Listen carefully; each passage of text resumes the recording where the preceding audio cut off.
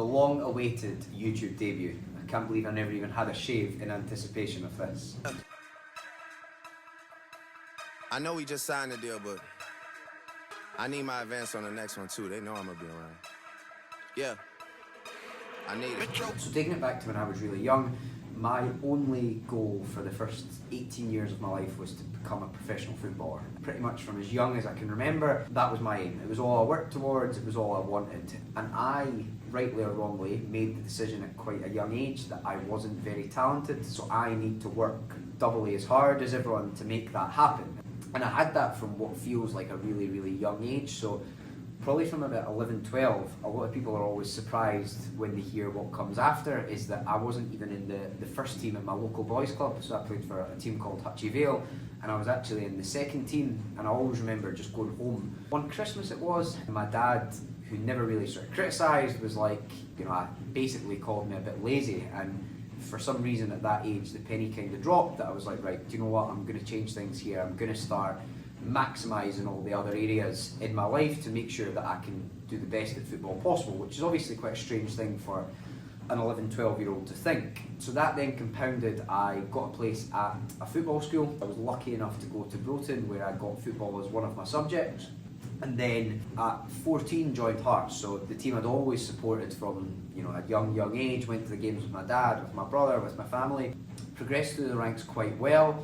When I was 16, made my first team debut, 17 in and around the first team squad, numerous sort of caps at youth level for Scotland and stuff like that. And for want of a better term, I can say this now because it's obviously not ended up that way, but I was probably the proverbial golden boy. It was kind of, everyone just was waiting for me to do the next big thing, to make my debut and stuff, and none of it came as that much of a surprise. At 18 I was released, which was probably the first time in my life I'd experienced any sort of rejection. It was like, oh, this is a bit new. Like it really kind of hurt, and it was a bit of a dent to my pride as well, because on reflection at that point, probably being a footballer was like a huge part of my identity. It was like the biggest thing I would consider myself was a footballer. It was like I didn't go out much, and I had a few close friends, but not that much beyond that, and it was like, oh, this is a real kind of blow. So in typical me style, tried to kind of take it on board and stuff like that, thought I'm going to use this as a fuel to come back and prove Hearts wrong. So after a long summer looking for a club, which was another experience in itself, to be honest, because probably a bit egotistically or big-headed, I thought, well, do you know what, I have played first team games for Hearts, I've been Scotland captain, this and that, it's going to be really easy for me to go and get another club, which it didn't prove to be.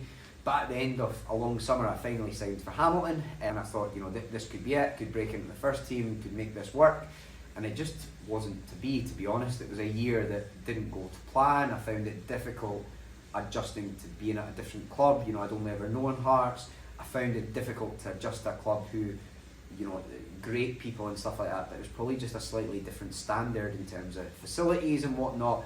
And just injuries, my own form probably wasn't where I wanted it to be. And in the last couple of months at Hamilton, I then went on loan to Berwick Rangers, which, to be honest, opened my eyes to football in Scotland. And what I mean by that is that there was people at Berwick getting paid more to be part-time footballers than I was to be a full-time footballer, and I was getting to that sort of age, 18, 19, where I was like, oh, there's maybe something in this here. So I then decided to stop looking for full-time clubs. I had a couple of loose offers, and there's no guarantee I would have got anything, but decided to stop looking for full-time clubs and go part-time. So I ended up signing for Selkirk, a local team, and it was at this point I did my personal trainer qualification. So it was pretty much the police or PT. I was actually siding towards going into the police, ironically, or trying to go back to school, uni, to become a PE teacher, and it was my mum and them who paid half my personal trainer course. So I went, did that, and very quickly found just a real love and enjoyment for it, where I was like, actually, this is something I could see myself doing. There was a direct relationship between the work I put in and the rewards I got out of it. It wasn't like football where I could work really hard all week but not get picked, or work really hard all week and have a bad game. It was like, actually, this PT stuff, if I speak to more people, if I do more learning, it seems to be a direct relationship between what I kind of get out of it. So I was a mixture of employed, self-employed, went through loads of different things that I'm sure I'll go into in more detail at some point.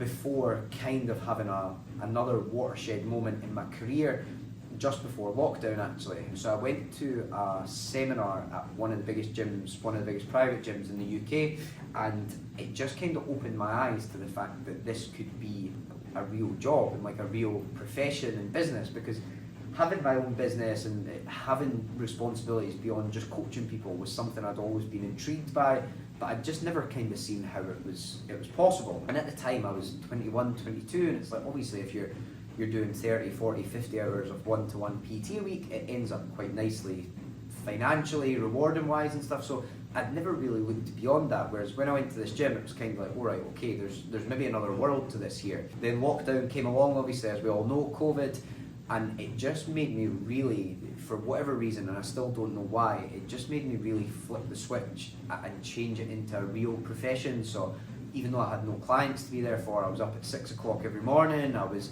constantly learning, I was constantly looking at it through the lens of, right, how do I make this a proper business? How do I give my clients the best level of support possible? How do I basically take advantage of this? Because obviously there was a lot of people that were in really stressful situations, people that were worried about family, worried about paying mortgages and stuff, and I knew that was going to create opportunity, whereas I was in the fortunate position of actually, I still stay at home, I don't have many overheads, I've got a lot of energy and a lot of what I think is ability as a PT to give. And so I just really went full steam ahead, and that all kind of came to a head when in November or October 2020 it was, I was able to sign the lease to Elevate 98 where we are today. So as a nice sort of quirk of fate, it was actually the gym I got my first job in. So it used to be ran as a one-to-one personal training studio, and when I qualified as a personal trainer, Mike, the guy who used to own it, gave me a job here to PT people, and then it was kind of full cycle that 4 years later I was able to take it over. So we had pretty much 7 weeks to get it from not looking how we wanted, shall I say, and I know Charlie's going to put some videos over, to then looking how it is today. We now have 3 years in, we've got about 180 to 190 members, 3 full-time staff, part-time staff, content creator, we've got people working in the background. We work with over 200 people a month in total. We now have a personal trainer course where we teach people to become PTs. It's kind of growing arms and legs from, to be honest, what was like the seed of an idea 3 years ago. You know, I'm quite willing to admit now, when I opened here I was kind of winging it. It was like, I know the rough edges of what I want it to look like, I know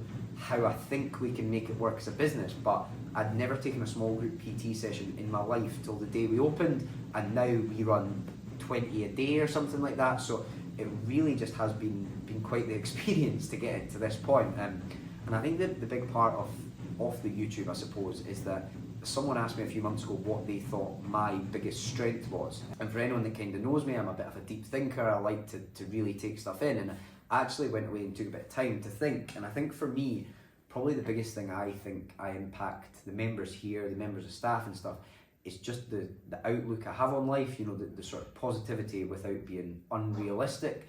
And I think I have gained so much from watching my mentors and my heroes on YouTube, on Instagram and stuff like that. And I know for me, I soak up every bit of information they put out there. You know, I watch the YouTubes, I watch what they're doing, I watch what they're eating, I watch what training they're doing, what they're wearing, and I think like it's something I hope I can add value to people with, that some of the messages we get from members, from ex-members, from fellow PTs, from people that just follow us on social media about the sort of things they're taking from what we're doing, I think is amazing. And then beyond that, and that's probably part of the reason why we've started it now, is we have some really big plans for the next 5 to 10 years of what we want to do in fitness, what we want to do to the Edinburgh fitness scene, and even beyond that.